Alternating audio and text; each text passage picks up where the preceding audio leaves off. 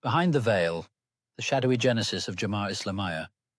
Picture a sweltering Indonesian night in the late 1970s, where whispers of rebellion echo through the mosques and backrooms of Java.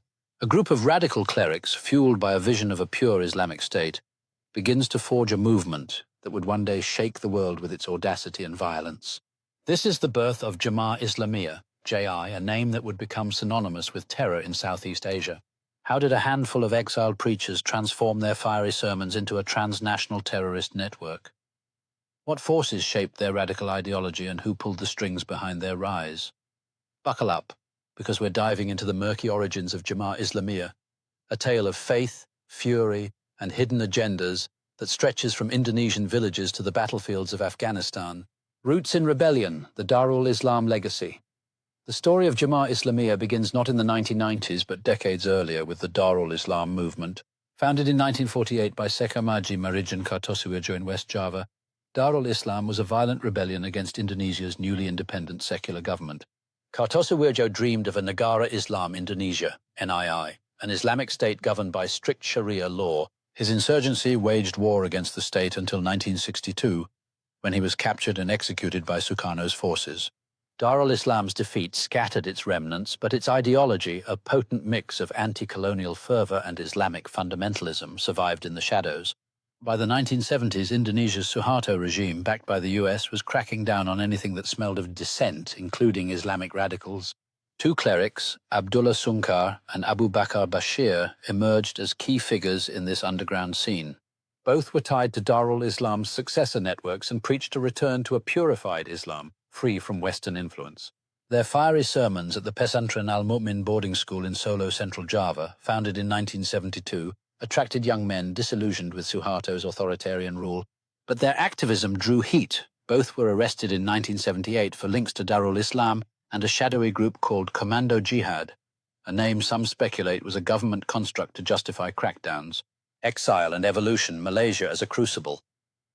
After their release in 1982, Sungkar and Bashir fled to Malaysia in 1985, fearing rearrest when Indonesia's Supreme Court reinstated their sentences. Malaysia, with its porous borders and sizable Muslim population, became their sanctuary and staging ground. It was here in the early 1990s that Jemaah Islamiyah, meaning Islamic community, began to take shape. Formally founded on January 1, 1993, JI was more than a revival of Darul Islam. It was a transnational project recruiting from Indonesia, Malaysia, Singapore, and the Philippines.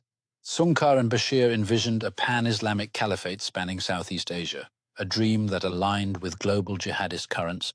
But what turned JI from a group of exiles into a terrorist powerhouse? The answer lies in Afghanistan.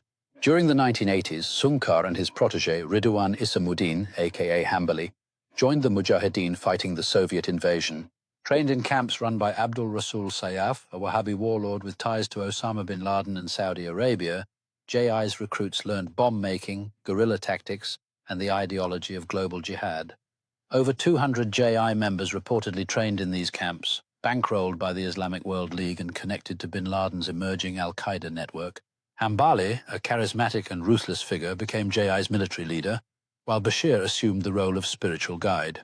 This Afghan crucible forged JI into a disciplined, lethal force. A web of manipulation, questions of control, here's where the trail gets murky. Some reports suggest JI's origins weren't entirely organic. Suharto's regime, with US backing, may have manipulated Islamic groups like Commando Jihad to counter leftist threats, raising questions about whether JI's early activities were infiltrated or provoked by intelligence agencies. The International Crisis Group notes that the term Jemaah Islamiyah was vague in the 1970s, possibly a government label for disparate radicals rather than a cohesive group. Sungkar and Bashir's time in Afghanistan, meanwhile, coincided with CIA support for anti-Soviet Mujahideen, hinting at complex geopolitical ties.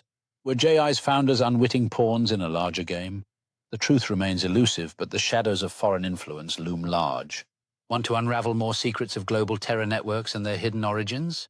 Subscribe to Behind the Veil on YouTube at https://www.youtube.com Behind Veil Truths for gripping investigations that expose the truth behind the headlines.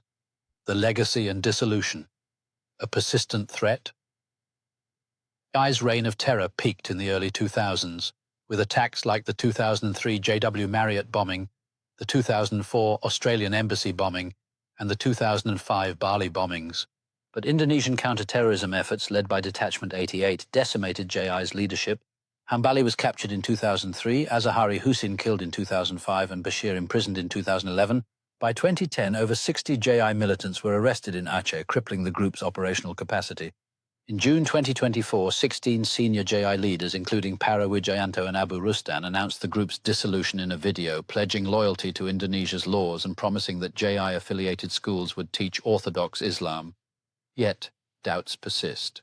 Experts like Bilveer Singh argue JI may be lying low, adhering to the concept of IDAD, strategic preparation for future jihad. The group's boarding schools remain active, and returning fighters from Syria and Iraq could revive JI's military wing. The 2022 Astana Anya bombing, though small-scale, shows JI's ideology hasn't vanished. The final thread, a story unfinished. From the ashes of Darul Islam to the battlegrounds of Afghanistan, Jemaah Islamiyah's origins reveal a saga of radicalism, exile, and global ambition.